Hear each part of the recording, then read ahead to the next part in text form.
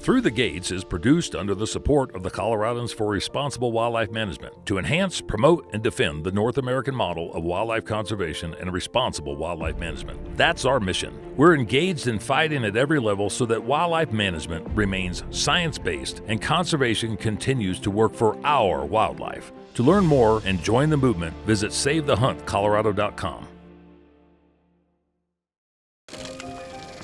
The North American model of wildlife conservation is the greatest conservation model in the world. It's a success story that should be shared and celebrated because everybody is a part of it. So we're here for a great episode of Through the Gates podcast, Through the Gates to Save the Hunt, and we've got a special guest again, Jeremiah Wilber with War Party Ranch, War Party Movement. Yes, sir. Jeremiah and I met last year at the Paramount Theater that Robbie Kroger and Blood Origins put on for the Lionheart video documentary while we were fighting Proposition 127. And so, Jeremiah, I know that you've been on the Bobby Marshall Mountainside podcast. Yes, sir. Probably more than I have. But introduce yourself to this audience, and we'll try to cross-pollinate some of our messaging as we go along. Yeah, absolutely. So my name is Jeremiah Wilber. I guess kind of my background in a big sum was I spent 22 years in the Army. Most of that was in Special Forces. I served in 3rd Special Forces Group and 10th Special Forces Group. After retiring, I just started chasing adventures and wanted to keep up that same kind of energetic lifestyle with purpose. So obviously, the outdoors is a huge part of that. Everything I have, my disposal here in Colorado, whether that's in the winter, skiing and doing that kind of stuff, all the way, fishing, hunting, hiking, trail running. I just love being outside. And then as well as just kind of my own adventures as kind of two things. One, not really reinventing myself, but I always want to be like my grandpa. My grandpa was this badass cowboy. I saw some video. Yeah, so when I retired, it's I wanted to be like my grandpa, be a cowboy. And then I also have the War Party side of things. I have War Party Movement, which I'm the founder of. And then I'm the co-founder of War Party Ranch, which is a 501c3, and we work with women, female survivors of domestic abuse, human trafficking, to empower them. And we use mostly skills in the Western industry, outdoor skills, whether that's everything from, riding horses to learning how to hunt to this weekend we're actually teaching a pistol marksmanship course, all concealed carry for the ladies. So, really? So we do a lot of, whether it's, from self, just build their confidence and try to teach them what right looks like, and then get them back and, having adventures and pursuing passions in life. So we'll get into some of that. Tell me a little bit. So you were born in California, you said? Yes, I was born in San Diego. I was born in El Cajon. My grandparents are originally from San Diego area. My grandfather moved up to Montana in the late 60s. He was just a buckaroo, just a cowboy his whole life. Went to World War II, got back from the war, and then still cowboying and stuff. And then just kind of through traveling, cowboying the country, fell in love with Montana. So he moved up to Montana in the late 60s. My dad, I want to say, just got out of high school. My dad was in the Army at this point when my grandparents moved up there. And then my mother, her family also were from San Diego area. My grandparents on my mother's side, they're Apache. They went through the whole boarding school system. They're originally from Dawson, New Mexico. My grandmother actually went to the residential boarding school in Durango, Colorado. So once all that happened, she didn't want her kids to have to go through that. So they basically just pretended they were Mexican and kind of inculcated with the Spanish community and went to San Diego. They lived outside of San Diego, a little town called Julian, or kind of around Julian, which is surrounded by about 4 or 5 different Native Indian reservations. So they never really kind of left the culture, not Apache tribes, but. And then when my mom was actually working in Montana. She met my dad. My dad was home on leave or something, or kind of reunited everything then. And then my dad was back in San Diego to work after he got out of the Army, just doing cowboy stuff. And I was born, and they were like, "No, let's go to Montana." So went to Montana, and my dad was a cowboy, and he did all kind of blue collar stuff. He worked at the talc mine and just a lot of seasonal stuff for a while. And then put himself through nursing school. He wanted to be a flight nurse.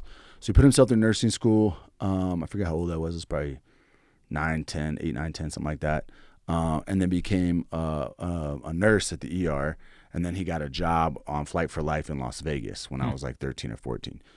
So we moved from Montana to Las Vegas. So definitely a culture shock, but like looking, a little you know, bit. I mean, and especially since, you know, the whole time I'm in Montana, it was just, I mean, we didn't do anything inside. And like, you know, obviously there's days, you know, just snowing crazy or whatever, but everything I remember as my childhood was just outside all the time, you know, and my dad provided mostly with game meat. Until we moved to Las Vegas, I think we really didn't have, we bought meat, but my parents both hunted and lots of deer. Obviously, just working on ranches. I think deer were easy to get. Big ranches then. Yes, sir. Ranches. Big ranches, you know, muleys and whitetail, but a lot of whitetail. They're on the river bottoms all over Montana. Was it eastern Montana? No, Ennis, Montana, which is where we originally started out. I kind of lived all over Montana. My dad, we worked up on the High Line. That's when we lived up on the reservation, up by Havre. We lived there for a while. Good coyotes up there. Yeah. Yeah, really good coyotes. Yeah. And then my dad worked in Great Falls, outside of Great Falls. Okay. So we lived there as well. So between those kind of 2 places, 3 places is where we grew up. I mean, hunting, fishing, all over the place. My grandfathers, both of them, all summer long, like that's all they did was just, they were both retired, you know, it was like fish and hunt and like just want to do stuff. So my grandpa that still lived in California, he would come up and they had a travel trailer and they would just spend the whole summer basically in Montana fishing. He loved fish. I hate fishing. Everybody who fishes, sorry, I can't stand it. It's just boring. I'm just like, I'll be over here throwing rocks. Fishing and then obviously like putting in hunting tags and stuff. But then my grandfather that lived in Montana, I mean, we hunted with him all the time, and it was really easy. They live in Ennis, so it's like we had with that. I don't know all the regulations then, but like getting a tag from a rancher and being able to go out on their property, and especially with the whitetail, like because they're all over the fields and in their hay and alfalfa and stuff. So that was easy. And then my dad always would try to get like a cow elk as well. That was big. And it's funny, my mother was big into bears. She liked shooting bears. And they eat, where we lived up South Meadow Creek in a little tiny cabin for about 5 or 6 years. And up there's a huge, everybody goes up in that area of Ennis to get huckleberries, go pick huckleberries. And there's also choke cherries and stuff.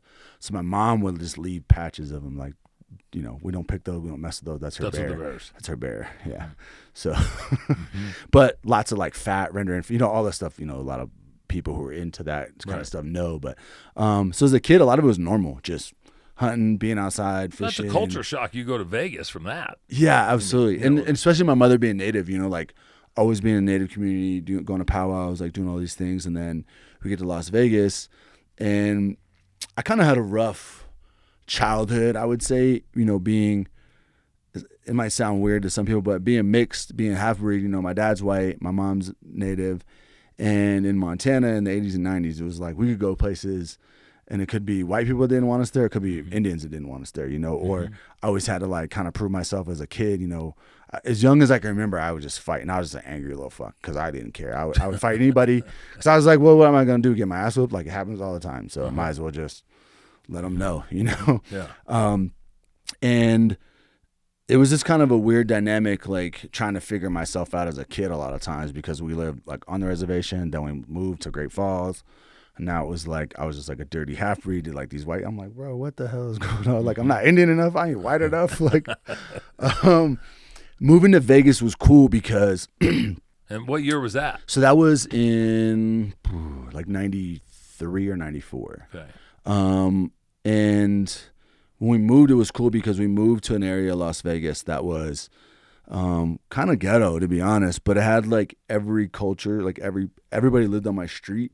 We had like a white family from Boston. We had like a black family that had been there forever, you know, a couple black families that had been there forever. We had like Mexican families, like, and it was just a really cool melting pot where everybody on my street just kind of looked out for each other and took care of each other. And it was still in the 90s, so like, you know, if like we were out playing basketball, you're the neighbor, and you came outside and told, we're like, yes sir, like sorry, we won't mess with Dan. Like, like go tell your dad, like, hey, we fucking did something. We hit Dan's car at basketball. If he comes over here, she's like, you idiots, whatever. So it was a cool time where we still had a lot of like family values, but so much culture. And I was really grateful for that because I got a chance to like, go to other people's houses and eat dinner and share meals and same with my family and stuff. And it was just a really cool experience to grow up in this like very cultural, like really diverse place. And then when I went to school, the school that I went to, it was like heavily gang related. There was a lot of crazy stuff going on, but everybody who lived on that little part of town I lived in just stuck together no matter what color you were. We always laugh because like even talking to some of my guys who know there, I went to high school there, like even the white boys were tough. They were down as hell, like you just had to be if you lived where we lived at. And then other places it was more of like, they're not to make it racial, but it was just like, all the Mexicans go to this school or lots of black girls. I did all that stuff white, when I was a kid. 20 years before you, but did it all the same thing. Yeah. So it was cool because I did get introduced to like just so much culture. And then with it being like heavily gang related, a lot of the older, we call them OGs, like original gangsters, they really looked out and kind of like mentor, like didn't want the young guys to get in trouble. And I see it like opposite now where there is no mentorship. And it was like guys who did, and I'm not saying like, they didn't have a shady background or past, but it was like they would see for what you're doing, like playing sports, doing things and tell you like, no, like you're hanging with the wrong crowd, don't be with those guys or look out for, or some guy, we were just out, after a football game and there's another gang out or something. The old guys would always ride around and kind of be protective in a way of our little community. So that was cool to see because I bounced around so much just being like, Cowboys kid, like everywhere, just like out for myself and trying to protect him. My brothers were just out against the world, So it was like the first chance I started really feeling like that, trying to figure myself out. Like I said, I struggled with identity a little bit when I was little for a while, honestly, like. Because of the cultural part, just the background. Yeah, absolutely. So going to Vegas was cool, whereas like no one cared. They thought I was Mexican because I'm like brown. My mom's brown, and then they come to my house and they're like, "What? This is not a Mexican house." It's like my mom has like all her Indian stuff up and blankets and traditional stuff hanging on the walls and things like that. And my mom making fry bread or cooking different when they thought we were like, I'm Mexican. But it was like, I just thought your mom was Mexican. She's brown. I don't know. So it was a cool introduction and like I think really I always knew I was going to be in the Army. Like if you asked me when I was 3 years old, like I wanted to be an airborne ranger. Like this is what I wanted to do. I knew that's what I was going to do. But being in Las Vegas, I think really set me up for my favorite thing about my time in the military was all walks of life, all colors, creeds, religions, doesn't matter. Just brothers, brotherhood, Probably accomplishing a common goal. Into the service too. Yeah. Yeah, so I love that. That was a cool.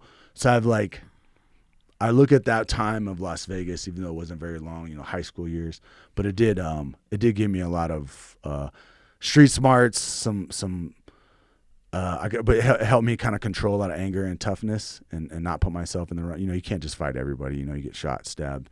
Kind of gave me a lot of that. Like, got to pick and choose your battles. But. There's a time and a place, and sometimes you got to decide if it's the time or the place. Yeah, absolutely. And because all the other men I was around before that was a very like honorable like cowboy code. If me and you had an argument, even if we were kids, 2 10-year-olds getting arguments, like, all right, settle it. And it was like knuckle up, and then one hits the ground, it's like, all right, you're done. Like it's over. And going to an inner city that was like kind of opposite of that. The same they didn't. Ethics. They didn't. So. Like I said, I really had guys like kind of take me under my wing and really mold me, which gave me a lot of street smarts, which through my military career, I look back on and I'm just so grateful for that time in Las Vegas and learning that, as I would progress through the Army, especially becoming special forces and doing a lot of the mission sets and jobs that I did while I was on, when I was a team guy. So. Did you graduate out of high school in Las Vegas? Yes. Yeah, I graduated high school and right out of high school I went to basic training. Ever play sports? I gave up all my high school sports to win world championships of karate. So my whole family, we did like full contact karate. Like it's basically kind of what you see It's full contact. It's not that cool. Trust me. It's what you see. It's what you see in like wax on, wax off. Yeah, no.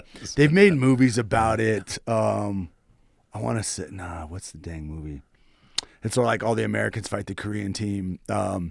It's an old 80s movie, but I forget the name. If I say it, like, I know what you mean. But we wear you have to wear like shin guards with a foot pad. You have gloves on, and then sometimes some rules are like you have to wear headgear and chest protector or whatever. So, I mean, you bang, but it's also like not like MMA. This is in the 90s. Yeah. But my brothers and my sister are really good. My sister's actually a 6-time world champion. Really? Yeah. My little brother won. So you don't want to wrestle her, right? I'll beat her ass. No, she's definitely a stud. Especially if she's young. But everyone in my family, all the kids. My little brother is a 2-time world champion. My little sister is 6. And then my youngest brother as well. So you guys must have a hell of a family reunion when you're fighting over the last piece of watermelon. Yeah. I always laugh because like my parents' spot was kind of is always the hangout in the garage, and when I come home on leave and stuff, I'd always tell people like, come over to the garage, we'll do drunk, we get drunk and box each other. And I have she's 24 now, my daughter, my oldest daughter. No, she's 25. Man, I'm so old. But I laugh and be like, your boyfriends have to box me or they're pussies, like I make them like put on the boxing gloves and get after it with us in the garage. But yeah, my whole life was just kind of so they didn't have very many dates. No. It's still to this day she knows she holds me to that standard. She's like, hey, you got to box my dad, if you want to date me. But my dad was just like this super, man's man. Like even when we became, I don't know, he's a nurse, a flight nurse. Everything he did, was still just like that blue collar, all the guys we were around and men and the stuff that we did, whether it was, playing sports or hunting, hiking, stuff like that. But my dad boxed in the Army, so he taught me to box when I was young.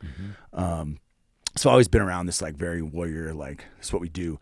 My mom was like my best cut man ever. My mom like traveled with us when my dad was working the tournaments and taking us there. And my mom was like just like literally like my coach, like a cut man, So that was just really cool as far as all that experience of traveling the country, doing these tournaments, just fighting like every weekend, training every week. And you did that for how long? Since 8th grade all the way to my senior year of high school. Really? And then joined the service. I tried to make a run at world champion, but I got bumped up. They called it the testosterone ring. They changed it now, and this is a long time ago. But the classes used to go like by age, and there was no weight, but it was by age, like every 2 years. But once you hit 17, it was 17 through 25. Oh. So it was like, bro, I'm a kid. Like I'm fighting grown ass men.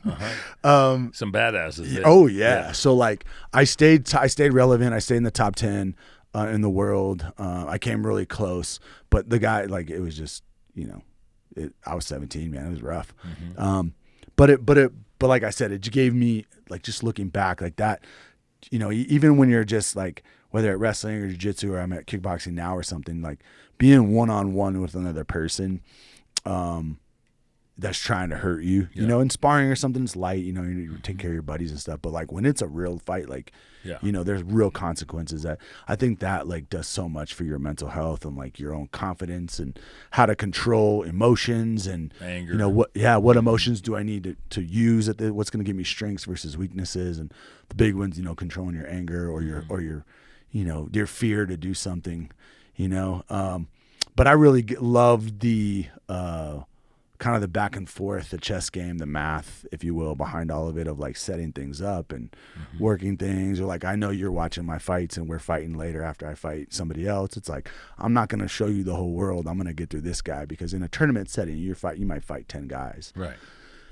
So you can't pull out all your tricks if you're going to fight, 3 or 4 scrubs or guys you should be able to move through pretty well. So it was cool. It's just and at that age, having my whole family doing it, it was a really cool experience. So you joined the military. You're just a kid then. Yeah, I was 18. And so, but a lot of the people you were around were just kids. But then a lot of your superiors are probably the same age of the guys that you were fighting Oh, in, yeah. in the karate side. Yeah, for I mean, sure. was there a Banny Rooster mentality at that point in time? You thought you were a badass? No, I've always been I've always said I have two speeds, stop and fast. And I like to smile and be funny and just be nice. But I'm also that guy, like, even now, like if I walk past you and I say, hey, how you doing? You don't say anything to me. In my mind, I want to be like, well, fuck you then, so. But you and I have a lot of similarities. Yeah. But I've always just been very humble because almost my entire life, even through all adulthood and continue till now, I try to stay training and I think getting punched in the mouth a lot teaches you a lesson in humility and like, and there's other people and you can get cocky with it, I guess. But no, I still wasn't trying to fight all the time, and I'm still kind of scared of that guy's big or whatever, as a teenager, and even though I was in the Army, but. I think just having that warrior spirit and just that attitude to be able to do it. But in the street, I definitely tone it way down because, I'm not trying to be out here fighting people. But I do have this like crazy switch that's like, so it's taking me a long time. And even, now, it's hard to try to keep that guy. So when you joined the service, what was the step to get you into the Special Forces? I mean, you just didn't jump in. No. So I spent 8 years in the regular Army. I enlisted as a military police officer. So I had a really good experience. I got a bunch of trouble with the law when I was like 16. And, as great as my parents were, my dad and coaches and people, it was like sometimes you just need that, like, the hell are you doing type of thing. And I had this really awesome cop that was like, used to be in the military and was like, hey, kind of all of us kids that were there. In the 90s, they had gang units, so like they could just roll up on you and ball you up. Like all these videos on TikTok, everybody's mad or whatever because someone pulled them over. It's like, bro, when I was a kid, like they could just roll you up, handcuff you, take pictures of you, put you in a book, and that was one of those incidents that happened. And one of the cops was like way more mentoring and I was like, you know what? Like, I know I've always wanted to be in the Army. Like, I'm going to jack this up if I continue to go down this path. So that in itself was kind of like a way to pay it forward. I was like, oh, it was, and I joined the National Guard as well at the time. I didn't have a break-in service, but I was going to do, go to the Guard and go to school and then kind of figure it out. I was thinking of working for Metro, PD in Vegas or become a firefighter. So that was kind of my path. And my dad worked with all those guys and he ended up being the program director for Mercier when he retired. Okay. So I knew like the search and rescue guys, the sheriff's department, and the XYZ, and started like as I got older. And then when I went to the National Guard, that really opened up windows too, because guys were like, oh, he's serious about something. So, my dad's friends and whatnot. I joined as an MP, and because that was what was available in my state in Nevada. There was like a couple other units you can pick from, but it's basically kind of based off of like what units are available. And so I was like, yeah, I'll be an MP, and maybe my way to kind of pay it forward, And it's not law enforcement. Like people think that. Right. It's definitely not. You're basically like a Cav Scout, you're doing a huge combat role. There's way more that MPs do. So I had a great experience. I did everything in the MP Corps. I had two combat deployments, one long one for a year. I was a squad leader in Iraq from 2005 to 2006. And then I became a drill sergeant. I always wanted to be a drill sergeant, that was just such a cool experience for me. My drill sergeants were so awesome when I'm molding kids and molding me. And again, kind of wanted to pay it forward. And I was drill sergeant for 2 years. It was probably it's not better than Special Forces, but those 2 years of my life were very impactful for me. And I know very impactful for a lot of other kids. And it's cool now having social media and those old guys, that I was their drill sergeant reaching out to me and, hey, how's it going? And seeing them doing good or whatever. But after I got done being a drill sergeant is when I became Special Forces. So I went to what they call Special Forces Assessment and Selection. I just knew I didn't want to go back to the regular Army. At a certain point in the regular Army too, you make rank and you kind of like, now you're in politics, you're not even messing with soldiers. And I had made that rank. I was about to be promoted. I was an E7 and just kind of this kind is of it. plateaued to where you wanted. Yeah, the rest of it's kind of admin, and I didn't want to be no one's sergeant major. That's not who I am. I'm not worried about, making sure everything's dressed and painted perfect and that. I'm about like common sense and combat effectiveness and lethality, and the only place to get that common sense and the cool guy stuff for you was to go to Special Forces. Mm-hmm. So I went to Special Forces assessment selection, got selected, and then just started the Q course, with what we call that, the Special Forces qualification course. And that takes about 2 years to get through everything. You start off, when I did it, it was a little different than it is now, but the first phase is selection, and you make it through selection. The ratios are all about the same. They're all about, for all of them, whether it's Navy SEALs, the BUDS program, Special Forces, whatever. It's about just under 30% pass rate.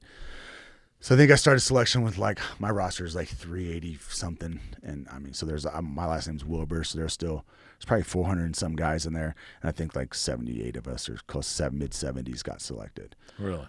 And then that actually passed and could they'll tell you can go on. Yes. Tell you can go on to the next portion of the course.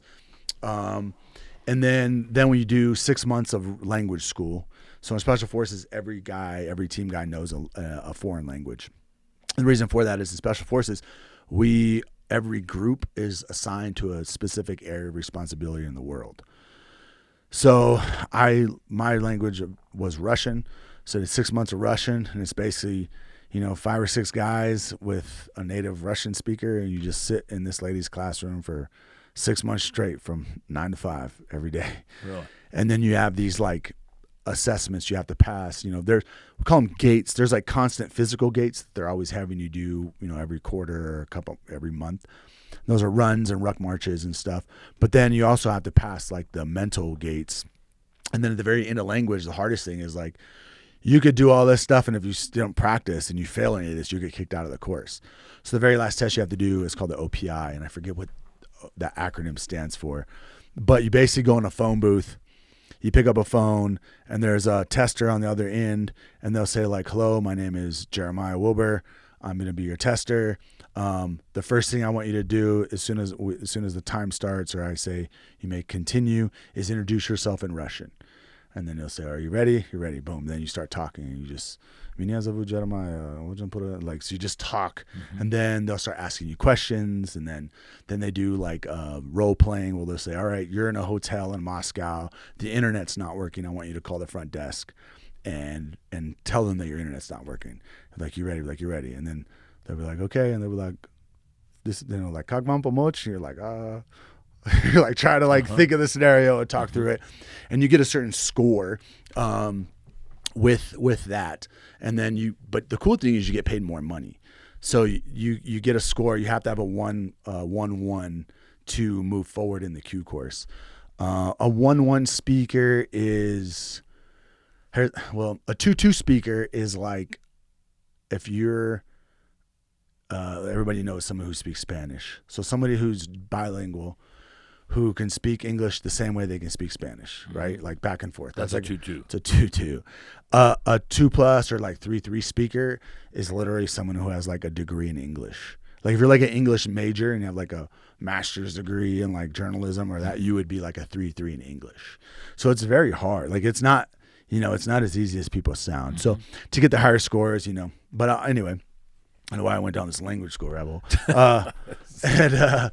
So you do language, and after that, then you have I did SUT and SEER school back to back, and that's small unit tactics, which is kind of like Special Forces version of Ranger School, where they teach all these guys these small unit tactics, and you're basically just living out of a rucksack in North Carolina for 2 months. And then you do SEER school, and that's survival, escape, resistance, and evasion. So you're learning everything from survival skills out in the wilderness to, fire starting stuff to you're killing, how do I trap animals, and, you make all these different kind of traps and teach you all that stuff. And then you have an evasion part where it's like you're on the run and you're trying to learn how to do like tracker traps and not let people find you. And then you have a resistance part, or you have a survival part, which is like a week or so.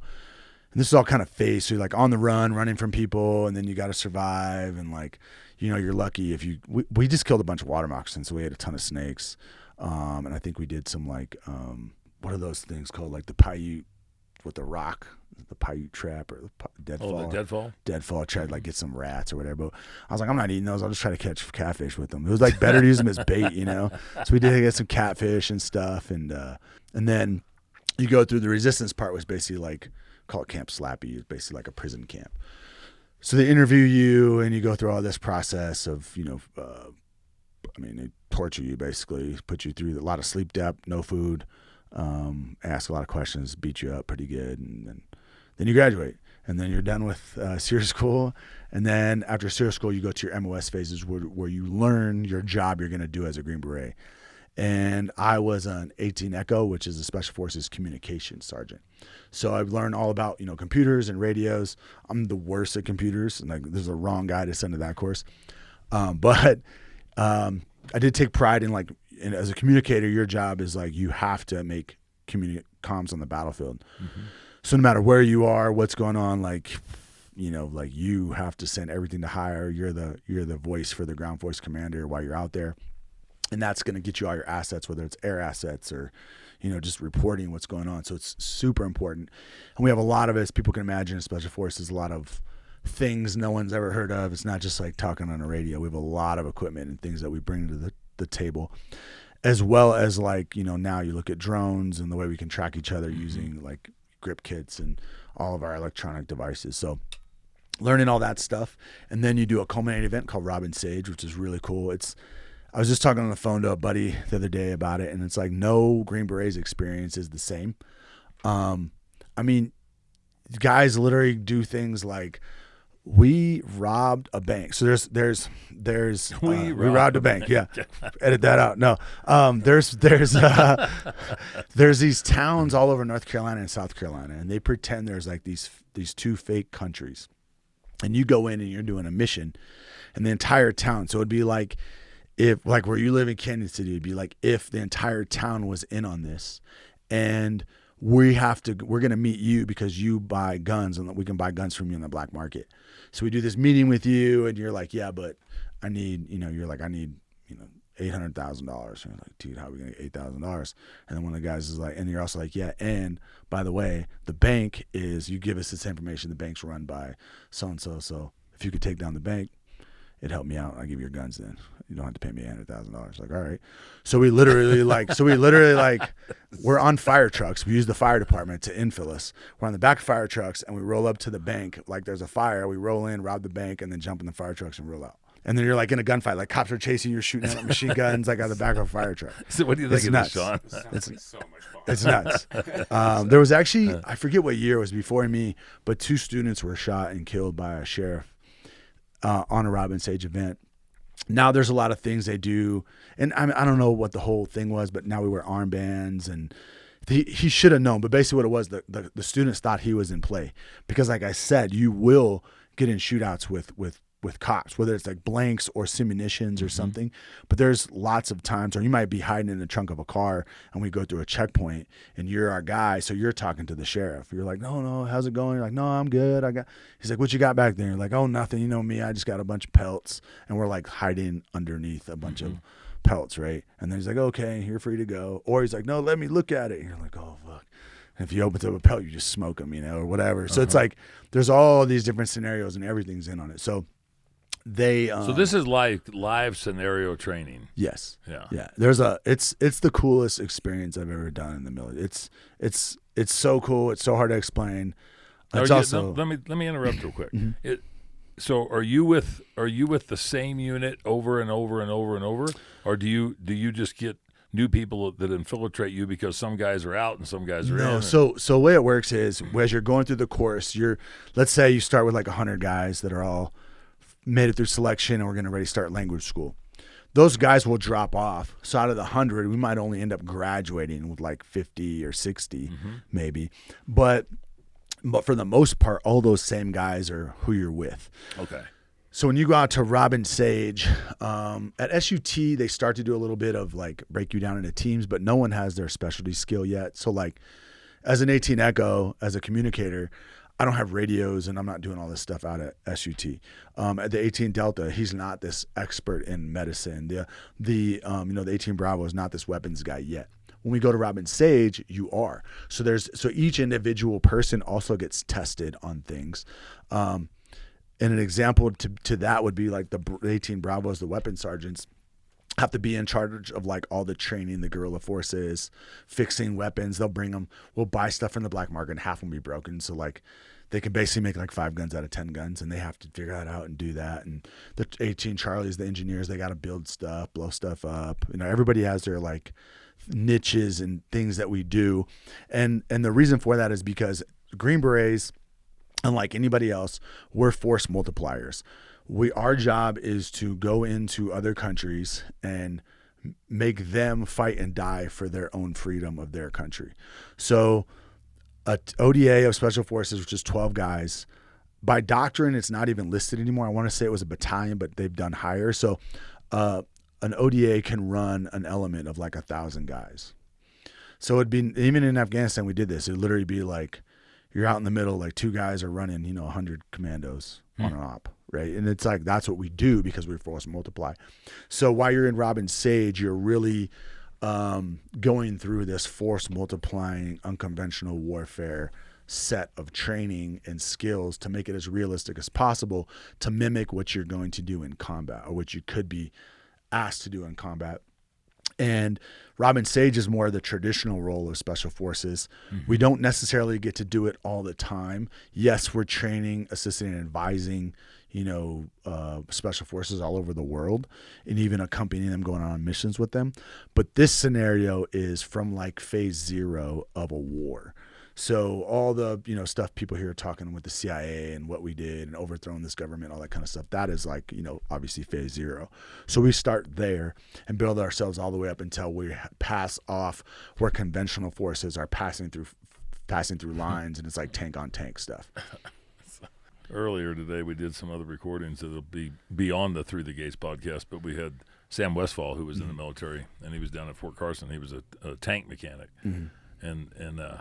And listen to what you're explaining versus what he had, 2 different things, but to support the safety and the security of the United States of America. Yeah, absolutely.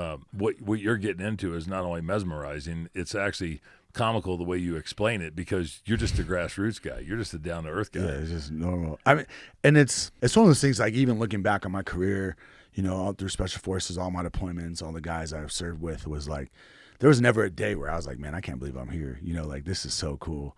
Mm-hmm.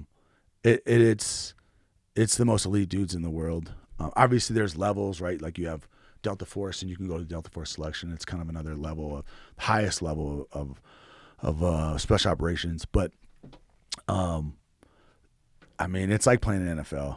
Like it's the most elite guys. Everyone trains hard. Everyone wants to be there. It's just a really cool atmosphere to be around. And I think you do have to take a lot of things more of like grassroots, like be happy and humble of all the things that are available to you. Mm-hmm. But the cool guy mentality, and a lot of the guys nowadays kind of have it, like that. They want to have the beard and the long hair and look cool. And I was going to say, wait a minute, not I follow don't have rules. long hair, but I got the beard. So. but no, you're, I mean, you're, for the military, exactly. For the military but guys, even in today's society, there's this. I call it the Thor syndrome. Mm-hmm. The long flowing blonde hair and the great big, the barbed wire tattoos around the shoulders and tan skin and look like they're wearing pantyhose for shirts. Yeah, it's all armor for their little ego. Yeah, and that there's no place for that in the military. No, and that's the coolest thing about that community is when you're at selection or you're out, or if you saw 12 Green Berets or an entire platoon of Navy SEALs like standing there. I'm not saying they don't look like what you expect, but there's going to be a dude who's like a little 5'3" Filipino dude and like a 6'6" black dude, or like a dude who looks like he weighs 150 pounds, like 6'6". You're like, that guy's a Navy SEAL, or that guy's a Green Beret. And it's like, there's no or to a dude who looks like Will Ferrell. You're like, are you kidding me? Like there's not a guy you can look at and be like, that guy's going to make it, or that guy's a Green Beret, or that guy's a Navy SEAL. Now when you get to teams, like we kind of conform a little. We have like, like everyone, is jacked and has tattoos, mm-hmm. and like all that kind of typical, what most people think of. But Yeah, it's cool because it's just everybody. Anybody can be one. Anybody can do what I did. There's not a person who can't. It's all in your mind. Yeah, physically, you got to stay durable, and there's some of those things. But if you train for it and you want it, you do it. You can do it. Anybody can do it. If you want to support a company that supported the efforts to defeat Proposition 127, then you need to support Davis Tent. Davis Tent has provided quality canvas goods for outdoorsmen for the last 50-plus years. For more information, go to davistent.com. If you want to support another business that was instrumental in helping us defeat Proposition 127, check out Salida Gun Shop. Salida Gun Shop in Salida, Colorado provides quality products, expertise, and knowledge from individuals that actually do what they sell. Go to salidagunshop.com. Listen to the advice of Cameron Haynes and support companies that are supporting your cause and your efforts. Minturn Anglers is one of those companies. Minturn Anglers provides product and fishing excursions in Colorado and are second to none. For more information, go to minturnanglers.com. How many years did you do that? I did 22 total, and I did my last 13 in Special Forces. And how many countries did you go to? Oh, countries have I been to? Man, a lot. I'll just count them. Let me see them. So I've been to, my first place I went to was Northern Africa, so Egypt, Tunisia, some other places around there, Iraq, Afghanistan, Jordan. But I've been to Iraq and Afghanistan like multiple times. Uganda, and then I did recently in 10th group, I did Sweden, Finland, Norway, Lithuania. We were in Germany for a little bit. Germany. And then not in the military, just this fall, I did a military contract where I taught tactical horsemanship to the Polish Special Forces and, and our Special Forces. Yeah, so I had to pull into the list. And so when you did, you said you were a Russian-speaking specialist. Mm-hmm. Was that primarily Afghanistan type stuff? We actually did have a lot of Russians. People speak Russian in Afghanistan. The Chechens go fight. Anywhere there's a fight, the Chechens there's some bad dudes. And they, obviously Muslim, kind of protecting that. Mm-hmm. So Chechens are definitely there. Hear lots of Russian doing that. And then the espionage, counter-espionage, like all the other stuff, covert behind the scenes that's going on. There's definitely a Russian influence all over the world. So that comes into play, especially up when we were up in Finland, Sweden, really working up there. But because the way third group was lined out, they added Russian to it. And originally, now I don't think that's Russians in third group anymore.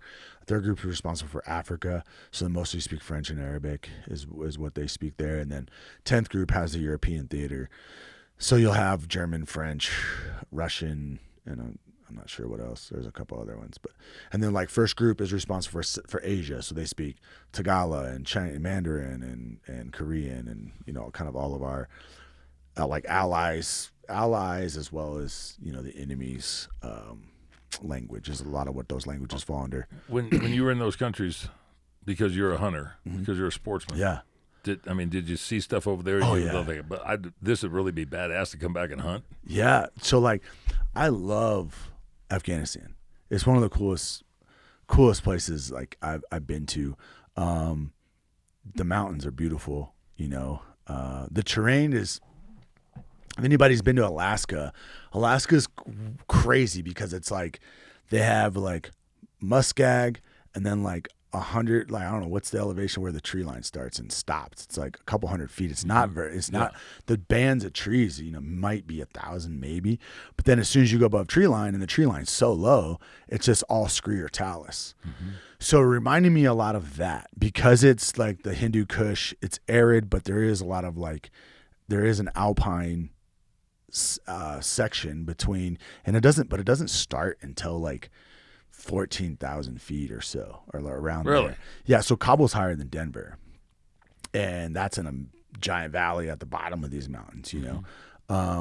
So I've seen. I didn't get to see one. I saw like there's like warlords that have zoos and stuff, but I always want to see a snow leopard. It's my favorite animal. I know they're up there, but I've seen tons of other game, goats and stuff like big sheep, goat, Marco Polos, tons of those. way up by the Monkey Tail. That was a really cool place. Not so much like that I could really see a ton of wildlife in that area. I mean, going to Afghanistan is like going back in time, like 2,000 years. Like it's nuts. I hunted Mongolia back in 1999. Oh, that's cool. I expressed that as like it was hunting with the Indians in 1860. Oh yeah. I mean, it was similar because I didn't have anything to compare it I by. can imagine. But I would look at the Afghanistan type stuff and Kazakhstan and Tajikistan and Kyrgyzstan. Those have to be similar in the scope of the people that live there compared to what you and I would experience. And you were there obviously in country a lot longer than I was in Mongolia. Yeah. But do you see something to where that there's a significant amount of commonality between cultures when it comes to just regular life type stuff, and not you get the politics out of the way? Absolutely. I think especially the simpler lives of people, whether that was in Sweden, in Poland, so I'm giving like 2 European countries that are like, very advanced, Iraq, Afghanistan, Africa, the people that are like kind of the countryer folks, the people that, have some horses or maybe some cows or live out in the villages and raise goats or whatever, their life is very, very similar. Very similar all over the world. Yeah. And I think because life's not easy, everywhere else life is super easy. We get inconvenienced with all these like first world problems, and there my internet's out. Yeah, and exactly. And like that's one thing I love about being a cowboy and getting to work for different ranches and working for these families is like it does humble you and bring you back to ground zero of like what is more important, to be able to, am I worried about and complaining over these first world problems, or like, no, life's good, my kids are good, wife's good, like family's good, those kind of things. And I think that especially as you go down more of the poverty road in Iraq, Afghanistan, and Africa, the place I've seen, they don't, we're the only country in the world where, well, I guess there might be others, but where like, obesity and poverty are go hand in hand. Yes. Where everywhere else in the world, like if you're poor, you're skinny, you're broke, you don't eat, and I think the simplicity of just raising animals and being connected to nature and doing that is a different connection than people who have the hustle and bustle of doing it and making a living in the city. Sun up to sundown. Everything's a lot of it's normal. So did you ever have an epiphany or a conflict in your head about when you're in that rural setting in these countries, the government division is different than the boots on the ground interaction? I mean, see what I'm saying? Yeah. Not in special forces, because we live like in the villages with the people, and you can see what you're doing. You can see you're protecting them from the Taliban. You can see them thriving and growing. And there's a story. A lot of the special operations community knows it, and a lot of people say it, but I don't remember exactly what where the village was. But it was with CA, which stands for, I don't even know, the Civil Affairs, and they deal with like, they want to build a well for people or build a school, and it's kind of how do we help, right? Well, the CA that came in, there was an ODA in country, and they were like, we want to build a well, and they're like, they don't want a well. And they're like, no, they need a well. It's going to improve it. So they spend all this money on a well, and they'd come and it'd just be full of rocks all the time. They kept throwing rocks in So they were like, well, so they came to the ODA and they were like, hey, the Taliban must be, messing with the well or whatever. They're okay, we'll see what's up.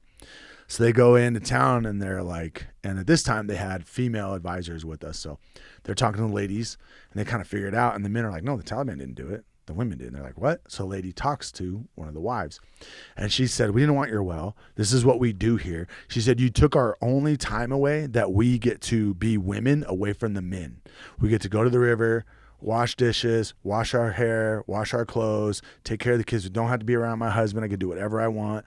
We get to fellowship and gossip and be women without men, especially with their customs of being Muslim, covered up all the time, all those kind of things. So they get to be out and doing their thing, and then they come back to the home, and then their mom or whatever. So it's kind of like a break, and it was like You made the well, and now we can't do that. Yeah, they're like, what are you doing? We don't want this well, So I use that story, and because it just shows where in special forces, the best thing that we do is really understand the culture. That's why we have where we learn languages, and we go through, before you go into any country, you go through like a cultural studies.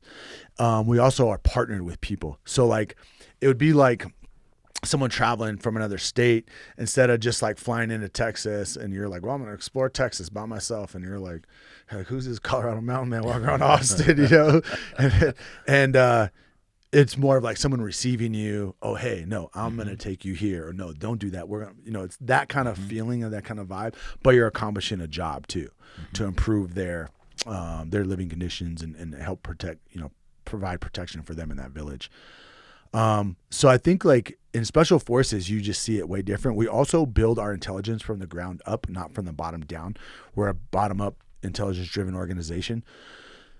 And so that means that like when we're out on operations or we're doing things, we're gathering our own intelligence to go out on other operations, or maybe we hand it to higher and they're putting all this intelligence from all these teams together and saying, oh, this is where, this bad guy is. We're going to send Delta Force or Team 6 to go kill this guy, or the Rangers or whatever. So you just have so much at your control versus what the conventional military does. And I think the conventional military, it's easy for them to have more of a hatred, because I hate the Taliban. I kill bad guys all day, but I also live with like all that Afghanistan happened. Like those are my buddies. Like we helped get people out of countries, like commandos, the guys we fought with. Like I have blood, sweat, and tears next to all those dudes. So like it's way different from somebody who lives in a base and the only good guys they see are gringos.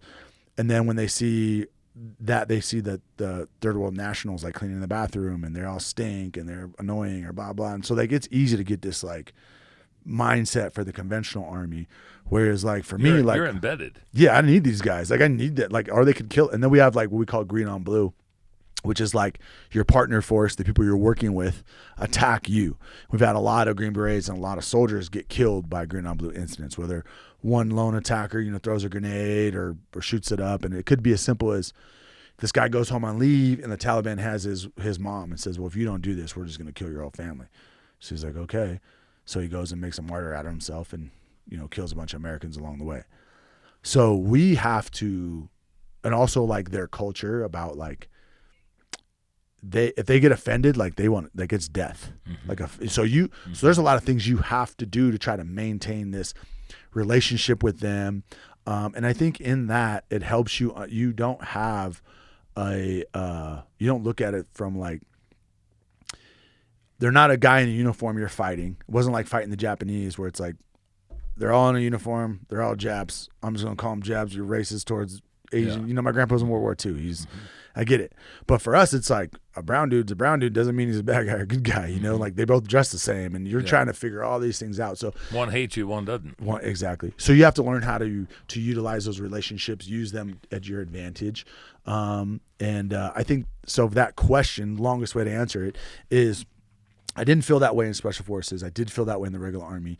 However, it does stop at the strategic level when you are starting to make tactical and operational level changes in your area. And then strategically, they will tell you, an example is in like Barack Obama wouldn't allow us to drop bombs on any buildings anymore unless we had an American hurt. So we would send guys in, and let's say there's a machine gun in this compound and it shoots up a bunch of our commandos. We would just pull everybody out and be like, okay, you guys want to play that game? I'm not going to send my commandos in to die. We'll just drop bombs on it. Well, we couldn't do that anymore. It's like, no, you have to go in there and shoot them. Or like if a guy shoots you and throws his weapon down, takes off running, you can't shoot him. Like, that's a bad guy. Like, I'm shooting that dude. So those were like the rules of engagement that was like administrations and the way they act and those politics at a strategic level impair us. So when you were in, let's just say you were embedded into a village or in a surrounding area.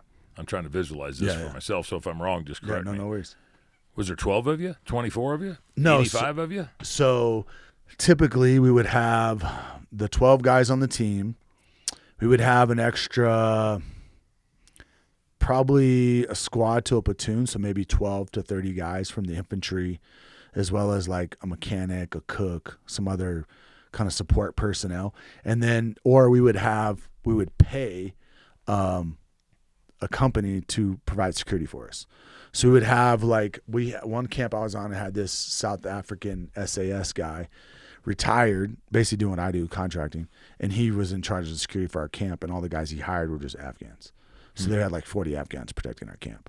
Really? And there's times when I've had infantry guys and Marines, 20 or 15, 20 of them stationed with us, and that's their job. They go out on patrol with us too and do other things. But so sometimes we have that kind of package. Sometimes it's just 12 guys, and we live in the middle of a base where there's thousands of people on this base, right? Mm-hmm. A big pace, and we go out and do our thing and come back or fly out, do our thing. And then there's times when, it's 12 guys out for, however long. And you made the comment about the horseback training. Mm-hmm. So you did horseback patrols there? No, not in Afghanistan. No. I didn't do anything in Afghanistan, any horseback patrols. No, I just picked up a contract with my old company when I was in 10th group. One of the guys out of there just knew I knew how to pack and ride horses and stuff, and said, "Hey, could you come out and help us? This is our training plan. What do you think?" I said, "Yeah, no problem." So put a contract together, and I flew out to Poland and trained that. I was out there for a month training the Polish special forces. They were the anti-Gestapo group, and they were formed after the war to specifically target the Gestapo. And they're like a special forces police they're kind of like Rangers, if you will, is what their main job. They're a direct action force. So we were partnered with them as well as an ODA from 10th Special Forces Group, who I worked for actually. And we just did a month of horsemanship and then patrolling and doing it in the real world. Really? Do you miss what you did? I miss the boys. How did I hear someone explain it to me? They say, I miss the clowns, hate the circus, or whatever, however that goes. But I miss the boys. Uh-huh. I do not miss the Army, the politics, the way you're treated. I don't miss any of that. Mm-hmm. The average special operations guy is gone 281 days a year. So you have hardly any family time. It's so taxing to do that job but you're also around the most amazing guys who've been through this massive selection program, mental toughness, physical fitness. So it's amazing. I sometimes see videos, I'm like, damn, I can't believe I did that. I see a little Instagram reel, and it's guys jumping out of airplanes, fast roping out of helicopters, shooting stuff, running through the buildings, and all that. I love that. I miss that. That's what I miss. And doing that with the boys, serving them, trying to be as good as I can because their life depends on it, and vice versa for them. Mm-hmm. I don't miss the just being told you're just a number. To be honest, it is just, you're expendable. Oh yeah. Yeah. I had a leader tell me once, this is probably my last 2 years in the Army. And it was when I was kind of figuring out, was I going to retire? Was I going to stay in? What was next for me if I stayed in? And was we'll make you the first sergeant, of HHC. And I was just kind of and it was a career job, would get me promoted to sergeant major. And it's a good job, but I was yeah. I saw how you guys do E8 slating, and when they do the slating, you're literally just an MOS and a rank, so it's you can't guarantee me that, and he basically said, no one in this hallway is going to remember you, yeah, they're going to tell stories about you for a while and you're going to be a legend and people know you for a while, but that's all going to fade out and no one remembers you. No one cares. And the only people who remember you and care about you is your family. So you need to make your decision not based off of these guys. You need to make that decision based off of your family and what you've been doing, about being gone all the time, doing that. And then at the same time, it's the Army song. It says the Army goes rolling along, and it's literally the day you leave, they're going to replace you with somebody. Mm-hmm. It's next man up, period. And that's how it works. And it's true. It's just you're just a cog in the machine of that is the Army. No matter how special or elite you are, there's going to be another guy that's going to replace you the moment you walk out of the door. How long you been out? 5 years. I retired January 2020. So your oldest daughter's 24. 25, yeah. And so 20 years you were in and around and all over the place. Yeah, for sure. So it's one of those things, my older kids, I have a great relationship with my daughter. Fortunately, she's awesome. And she gets it, And my son, he's a little different. I think he's still got his, hate my daddy issues. But I also treat my daughters different than I do my sons. I'm hard on them, you know, and he, you know, single mom on his mom's tit, you know, trying to figure life out. I'm old school, so it's hard to be around, you know, and then I've got a 13-year-old son and an 8-year-old daughter. So for me, it was a big decision. It's like, I want to retire so I can be with the family and be with my kids, you know, and try to be a good dad and figure being a dad out, you know, like I'm not a real dad. I'm there not very often. Yeah, I'm just like a babysitter sometimes, I guess. That's kind of how it feels at times. And that's got to be difficult because, I mean, you know, I noticed that with the minimal amount of traveling that I've done, which has been more extensive than a lot of people, but not to the degree that you're talking about. When you're gone for 2 or 3 or 4 weeks, I mean, Sean could probably, and you come back, you miss everybody. Oh yeah. But they've learned to live without you for 2 or 3 or 4 weeks. Right.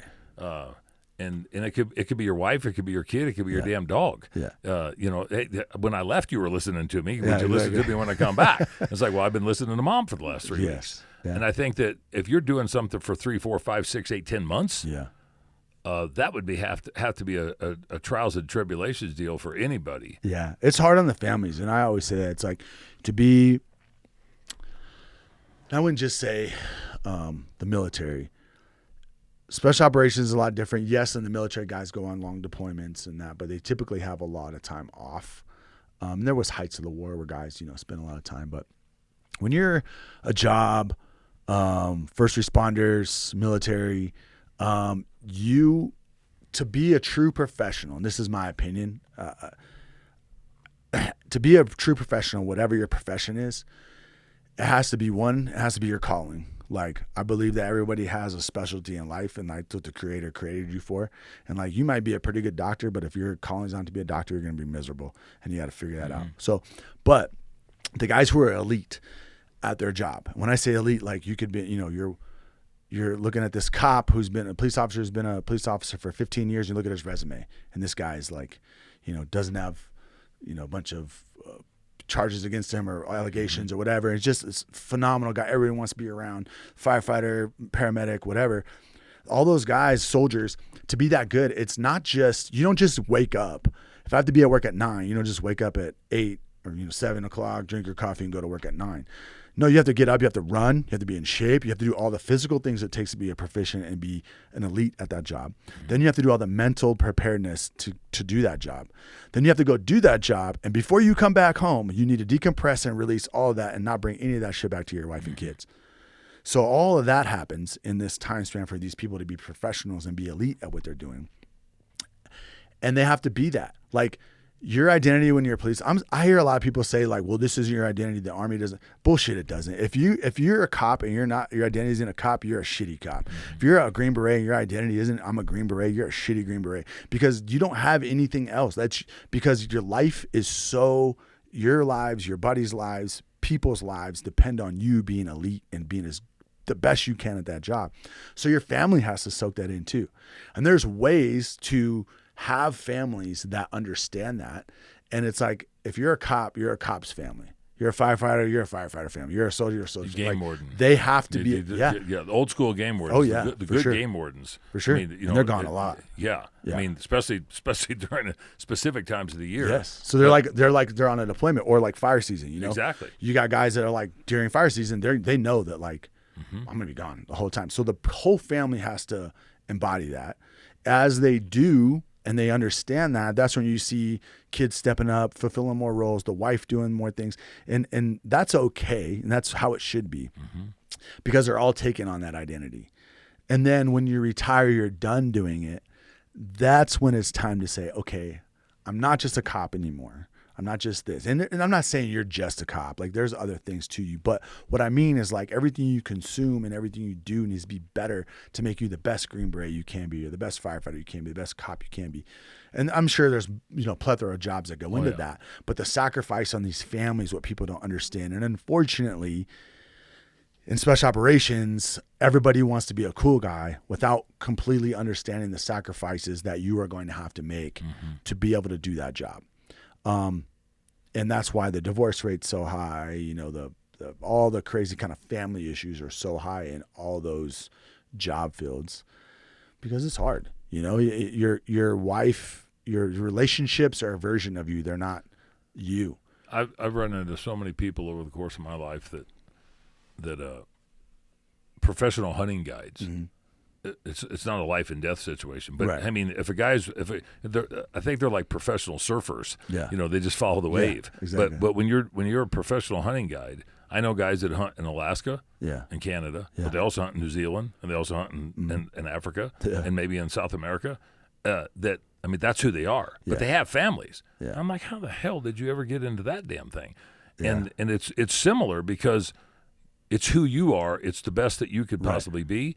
The family has to be bought into it, and if they're not, then they're not a family anymore. No, not at all. And like I said, I don't mean it like when I said that you're a different version of them around you. Like you are, but I mean like it's not that it's fake or anything. But a lot of times in these relationships, what I've seen with these people who have these kind of jobs is when you meet somebody or you start out with something, usually it's not like all in. You know what I mean? Like if you're an outfitter and you meet some girl and you meet her in like January. You're dating or whatever, and you're like, hey, like snow's breaking. She's like, oh, that's so cool, and this and that. And then the snow breaks, and you can get in the mountains, and from July 6th to November 28th, she sees you 6 times, 3 times when you're in and it's in and out of town. Like, oh, I gotta get this, or whatever. And it's like, whoa, what the heck? I didn't want that. And like I'm just literally giving an example of like young kids I know that I pack with or guided with. They're like, oh, I just got, they get on the InReach or that we have. We bought the Starlink for camp. Put clients on and stuff, and I'll tell those kids, don't leave your phone, bud. Don't do it. And they do, and they get the we call it the Jody letter in the military, where Jody's banging your old lady while you're gone, and it's like I'm like, dude, why'd you look at it? Like, but I think that like a lot of times that's where I've seen where the guys that are really good and have the great families that support them. They went into it fully knowing exactly what was going on, and those wives, completely understand that, and then they really focus on allowing the kids to understand that, and not having any, like, oh, your dad ain't here, yeah, your dad ain't here, like, and then at the same time, for the ladies, which is really cool, what I've seen a lot with my wife and other wives, people I look up to, and is I saw like my wife sent it to me on Instagram the other day. It was like this lady, she's like, when my husband's not here, and she's just like, she went to the feed store and she's just throwing like hay bales out of the back of the truck, She's like, versus when my husband's here and she can't open a jar of pickles, and she's like, and he like opens it for her, And I think there's like, the whole family has to have this balance of like, mom's in charge, just like you said with the dog, like mom's in charge and dad's not here, and then as soon as dad's back, it's like, nope, like. Yeah. And the mother, the wives, they have to be the It's not so forefront much of anybody taking their place. No, not at all. It's a level of comfortability for the family unit to be able to turn around and move. But I'll say too, and I wasn't in the military, but I would have to think that it's just like a team. So the family unit that you have in the field is similar to what a police squadron would do, or a military deal, or a football team, or anything. The family unit is the family unit, and those other things are part of the family unit. Absolutely. It's just how do you place that, and where do you put it? Absolutely. And we do a big support system and stuff. So like weekends when we're not training, we have off. We're doing like team barbecues, or if it's not the whole team, it's like like I'm not even in, and the guys that are still in. Like I went skiing in Vail with like a couple of families and buddies. They're like, hey man, we're taking the kids. I'm like, yeah, we'll go up there. Heck yeah, I'll meet you. So there's a lot of those kind of things. And then there's also, I think like for the wives to be able to, it's to me, it's natural. And what I mean by that is everybody looks at this and they look at like, oh my gosh, how could you do that? How could you do that? And I'm like, yeah, but in our country, less than 100 years ago, guys got on boats and went to a war and wrote letters, or guys had jobs. Like they would go to Washington and go logging for 6 months and write a letter when they could, and then come back to Indiana or whatever to be home with mama and the kids in the winter, or what. Like this was normal, and it started from the very beginning of like, to me, and this is one thing we talk about with War Party, is like you're a warrior, right? And a lot of times we look at women and we've kind of removed that like warrior status or like that mama bear from them. And it's like, if me and you back in the day, went out hunting for saber-toothed tigers, or there's a big cat killing us, we got to get this sucker. So the 3 or 4 men go out. Who's left in the village? Some old men, some teenage, maybe some young, not even teenagers. They might be with us. Mm-hmm. So all the men go off, go raid for horses or go do whatever. The women are there. These women weren't like these, like, oh, I can't do anything. These, like, all they do is, no, they're badasses. Like, they had to defend the women, the elderly, the children, for all that. So for me, I think it's just, we've done this through history, and up until recently, and back to like some of the other countries, the third world places and things, they still do that. Up until recently in our country, we've gotten away from that. We're so used to, like, that doesn't happen.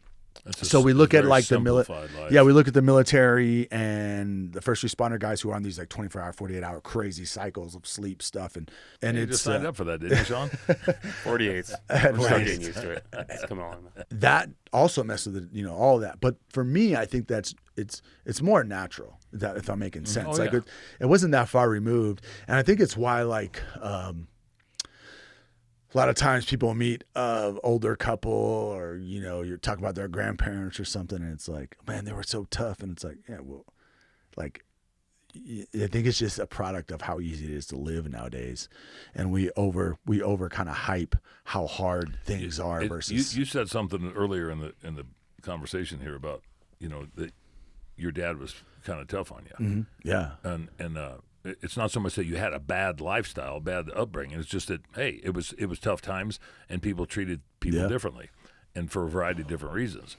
I did the same type of thing personally because it was the sign of the times. The guys that I grew up around, I told Bobby this when we did a podcast a couple of weeks ago, the guys that I grew up around were outfitters and hunting guides and game wardens and trappers. And, I mean, these are the guys that, as being part of the clan, they'd beat the crap out of me because I was the kid that wanted to be around, and then I was part of the clan. Right. And there's not as much of that now as what I see with the young people, and there's not as much of that acceptance with people that are in their 20s and 30s. No. There's a lot of feelings and emotions that play into a daily life, and look, we all have feelings and emotions. It's just how do you curtail them? You talked about the anger issues. Mm-hmm. Okay, I think you curtail the emotional side as much as you do the anger side. What you explain is kind of interesting because sportsmen, the old school sportsmen, they didn't do things the way a lot of these new guys do. Mm-hmm. Can you imagine your grandpa sitting on Instagram, turning around, posting pictures of him, when he went out and I mean, stop and look about where we came from and where we're at. Yeah.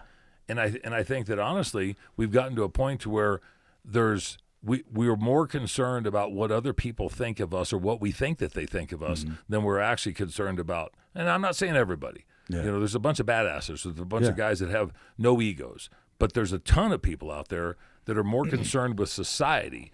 And I'm fearful when it comes to wildlife management and the sustainability of what we do. I'm fearful for our military. I'm fearful for the first responders because I see what's being brought up, and I'm thinking, how the hell are you going to turn around and do what we need to do 5 or 10 or 15 or 20 years from now? Now, I'll be dead and gone then. You'll have to deal with this, and Sean will have to be dealing with this.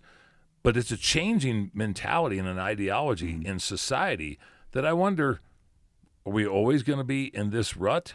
Are we going to plateau? Or are we going to peak? Or are we going to valley at some point? Yeah, I think it's one of those things where, like, it's, again, it just goes back to me. It's just so easy to live right now. Like, life is easy. And I'm not saying, bills aren't, cost of living. And I'm not giving those excuses. But I'm saying, like, your mortgage. Yeah, like, it's, the danger and the things that we used to have to do and the hard work isn't there. And I think that the way to, you do have to inject this in your life a little bit. And I really have a love-hate with a few things. Hunting is one of them. And when I don't say hunt, I don't have a love-hate with hunting. I have a love-hate with what hunting has become on social media. Yes. And the politics to drive it, to be able to turn around and try to take it away. For the negative and the positive of both, right? And it's kind of, it can easily be a slippery slope because of how social media works. Like, you could post a totally, innocent picture. Like, I could post a picture of me and my daughter, my 8-year-old daughter, like she shot a mule deer doe. Like, I could post that and people think it's cute, or it blows up and it's got 8 million views because and now CPS is like, well, what, your daughter? And it's like, whoa, what is going on? So I think there's like this weird dichotomy of social media, you know, that the love hate. So I just want to kind of clarify what I mean with the hunting thing. But the love hate side of it is that, you know, it's so powerful. It's so cool to see all that. And it does steer a lot of the conversations in the right way. The hate side of it is the egos, and I'll give examples of this because I guide. I've had to sign NDAs, and obviously I can't talk about it. I've signed NDAs with companies. When your brand is to put animals on the ground, like the ethics and what they do drop. They, you know, like, you can't find that elk. That's your elk, bud. You're not shooting 3. You're not going to go out and get another. We're going to find that elk, or that's your elk. That's your tag. Yeah. And everywhere I've ever worked, growing up, like, I feel like the brands and the social media influencers have, in front of the camera, they preach morals and all this other stuff. Behind the camera, they do a lot of other things to pump up their brand and promote it.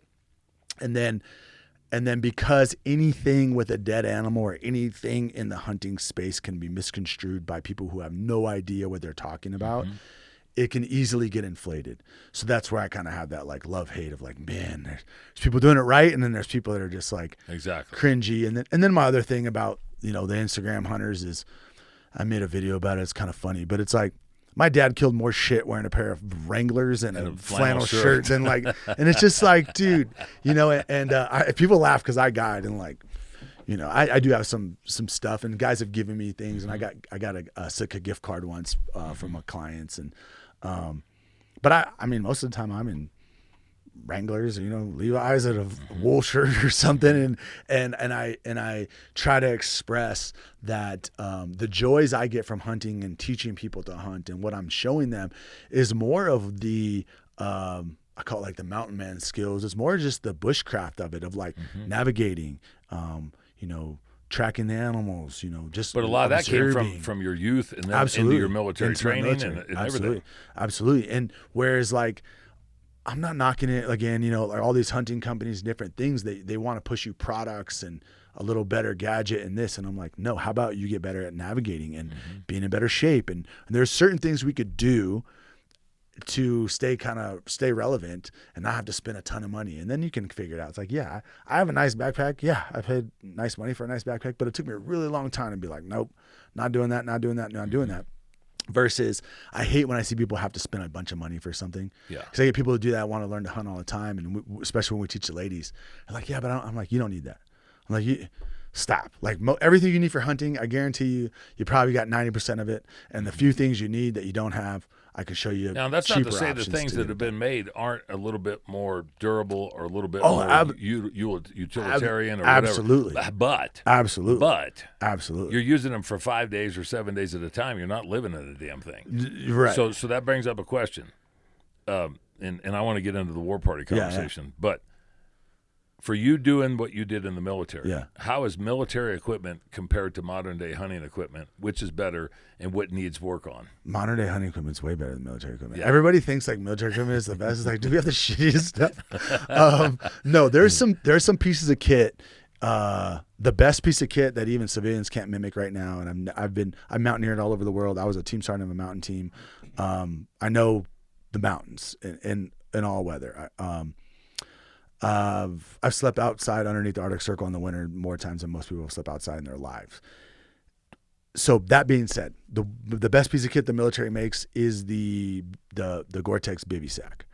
No civilian company does it like the one the Army. I'm talking about the old military, the old camouflage one. I think now they've upgraded the colors, but that piece of kit. But because we have to get everything that's made ruggedized for us, it just weighs too much. Like the Mystery Ranch backpacks, the ones the civilians buy versus the ones we buy, like they're great backpacks, but they weigh 11 pounds empty. So for the military one. For the military one, because of the Cordura it has to be made out of and all these other specifications. In Special Forces, we are lucky we get to a lot of times test, pick. We get way different gear. We get soft mod gear that's different, specializing for us versus what the. Can you pick your own boots, or everybody got to wear? No, we wear boots? whatever we want. Yeah, okay. Yeah, we wear whatever we want. Okay. But yeah, there's definitely advancements, and I would say that The thing that, because I have a huge footprint in mountaineering, the other thing I think the Western hunting culture doesn't understand, and what I've like been saying this forever, and it's kind of funny that now that like Crispy's, they make great boots, and they always have. But I used to tell people all the time, I'm like, why would anybody buy a boot from America to be in the mountains with? Yeah, we're the worst. You tell me a mountaineering company from America, like that's worth the shit. Patagonia, North Face, no, I'm not buying it. Like they make some stuff, but it's like when you look at people's kit and what climbers and alpinists buy, it's like it's made in the Alps, it's made in Italy, it's made in Austria. So I'd always tell guys, like, you're gonna spend money on something, like buy a Scarpa or a La Sportiva or something. Now that Crispy is like has his hunting line, and I'm like, yes, Europeans know how to make boots, and for whatever reason, Americans, we just, if it ain't a cowboy boot or a badass like what are those, like the big boots those the wildland firefighters wear, they're kind of like a cowboy boot with a big sole on them. If it's not this big leather hunky boot, like we don't do a good job at it. And that's just an example, but hands down, civilian stuff lots better, way better. And we use a lot of that stuff. And actually a lot of the companies, a lot of military companies, a lot of civilian companies that make hunting gear got their start or made a lot of money with military contracts. And how about optics? What's better? The military and special forces is. Because you got all the accoutrements to go along. Yeah, I mean, when I'm wearing like full kit with like optics and binos and night vision, I mean, I'm worth millions of dollars. Yeah. Versus like you go buy a pair I'm worth like $800 when I'm in the field, man, and then, at the most, and that's like my knife is probably half of that, or whatever. Who's got the best rain gear? Ooh, rain gear is a hard one because I like to use Black Diamond. Black Diamond makes a lot of good mountaineering stuff. I buy solid colors. I don't buy anything in camouflage. So I'm multi-sport. So for me, I couldn't afford to have like a Sitka rain jacket and a Black Diamond shell jacket. So I just use stuff or whatever. So I just have a green Black Diamond makes great stuff in America. They're not made in America, but it's an American company. They make good stuff, but I wear slicker most of the time. So, I mean, for me, you can't go wrong with a slicker, but I use a lot of, and especially being in Sweden, kind of like reinforced all of this and all my Arctic warfare experience is the thing that sucks is like Americans don't make anything out of wool anymore. It's like you're wearing 10 pounds of plastic. Wool, yeah. All I wear, like, and my wife got me a couple like shirts now, but like I literally I like to wear wool. LL Bean still makes some pretty good wool hunting stuff. You can buy like a nice sweat, like a good wool sweater for like $60 from them. So what I do is I try to find the companies that still just make wool. Yeah. And then, and I recently bought a pair of, I really liked, when I was in Sweden, the Far Raven pants. They're like, they're the wax, you can wax them. So I really like wax cotton because, they're breathable. It's not some crazy material. A lot of what I've seen, like guiding so many hunts, is nothing holds up. So I get guys that wear, not to knock these brands, but like Sitka, Kuiu, whatever. They're sitting in the saddle, and their crotch, the threads start breaking, and then they were walking, and they get a rip here. There's no way to fix it. It's like duct tape. With wool, like I still have a little sewing kit, and like you get back to camp, and you can stitch up some jeans and people don't get all that, but I really like the Far Raven, those wax cotton, and that really does not torrential downpour, obviously, but and here for Colorado, or Wyoming, Montana, where I'm typically guiding or out all the time, I'm pretty good with just a nice, any kind of nice rain gear. But I also treat all my stuff with Nick wax. So I've never put on a shell rain jacket that's supposedly like, unless it was a piece of plastic and then you're just sweating so much that it didn't matter, might as well just take it off. That one of the coolest inventions I've ever seen, and it sounds juvenile or infantile, is the padded knee pants. Yes. I mean, yes. The older that I get, I've used knee pads for trapping and stuff, but I mean, the first time I saw padded knee pants, I thought I'd lived in and died and gone to heaven. I mean, it's like, why didn't we think of these? Because I had we have our military pants and like the cry pants and stuff we have when your special forces have all the built-in knee pads and whatnot. And the only thing I never liked about those is they're just cotton. So even I try to wax them or get them, but like they're just they kind of suck, as far as they're just a cotton weight, and it's that purpose for their fire retardant. more fire retardant material than a plastic. But that's why I really like the Far Ravens, because they do have the knee pad pockets. Those are a game changer. Most of the time, a lot of times when I'm guiding in Wyoming in the Wind Rivers, I'm in the saddle for most of it. So even with elk hunters, unless it's sheep, but even with elk hunters, we'll ride out on horses first. And I try to do all my tricks I can do with horses and not have to walk a bunch. But I've been places where I'm wearing jeans and like been down like, harvesting this animal for this hunter, and I'm like, oh my gosh, because they're all like goats, they run up into the rocks and crap. But yeah, so I learned this a couple years ago. Well, I'd see my grandpa and my dad do it all the time, and I was kind of like, and then an old cowboy said something, and I was like, yeah, that's exactly what I was like, that's what my dad was doing. But what I'll do is I'll take, a lot of times each guide has, when we're guiding in this specific camp in Wyoming, we have 2 hunters, and sometimes you'll take both out, and sometimes we'll kind of flip-flop, just however it works. We got a full week, and we're 25 miles in the Wind River Range, middle of nowhere. Like the only way out's on a horse or in a $10,000 helicopter ride. So what I like to do is we'll ride, we'll spot something, or I know, hey, there's probably something up here. Let's hang out. So what I'll do is I'll tie the horses. So if me and you are out, and 3 of us are out, I'll tie your horses in a string behind mine. Then I'll hobble my horse, but enough where we can still get around. And then I'll just push them out in front of the elk, and then we'll come out and flank the elk using the wind. And then that trick has worked. It hasn't failed me yet. I've been like, oh yeah, really, yeah. And it reminds me of like Jeremiah Johnson was like, what if he sees my feet? He's like, elk don't know how many feet a horse has, But that's a good one, because, and I love hunting with the horses because the smell is different. You get a lot closer to the animals. I've seen so many cool animals, some not, been close to bears I didn't want to be that close to, but you can really like just ride right through things and see stuff, and it's really cool on the horses. So I prefer being on the horses as much as possible, unless it's like I'm with this like archery hunter who's like trained, he's in shape, and he wants to like, let's go, or a sheep, because then we're up, You can see his mentality changing, explaining stuff from the military stuff, the karate stuff, the military stuff, getting into the hunting stuff. Yeah. The hunting stuff's what you're living, breathing, eating. Yeah, I love being out. Like for me, the Army, the reason why I loved everything so much was because I was outside all the time. Like that's why I picked my job. And even the guys that when I was in charge and that worked for me, they'd be like, "Oh, that dude's nuts." Like, cause we did shit like, this is Ranger shit. Like, we're gonna live in holes, we're gonna sleep in the ground. Like, this is what we do. And I think that skill set, the cool guy stuff, is so popular. It's I'm in a helicopter, I get off a rope, I'm running through a house, blowing stuff up, shooting guys. Yeah, but to make that happen, there were guys like me who's been living in the woods for 2 weeks, taking pictures and sending you everything that's going on in this compound and giving you every single detail. And I'd much rather do that and not be compromised and be somewhere all on my own, all alone, unafraid for 2 weeks, than flying in a helicopter and go down the rope and kill everybody inside. That's really cool too, don't get me wrong. But living off the land and having this like very, it's the old school like Vietnam War, personal like connection. SOG. Yeah, it's just like that. It's just like that's how they started SF, were these long range reconnaissance, just a few guys going out, all alone, unafraid, with what's in your backpack. And hunting is kind of the closest thing you can get to that for me in the way that I hunt.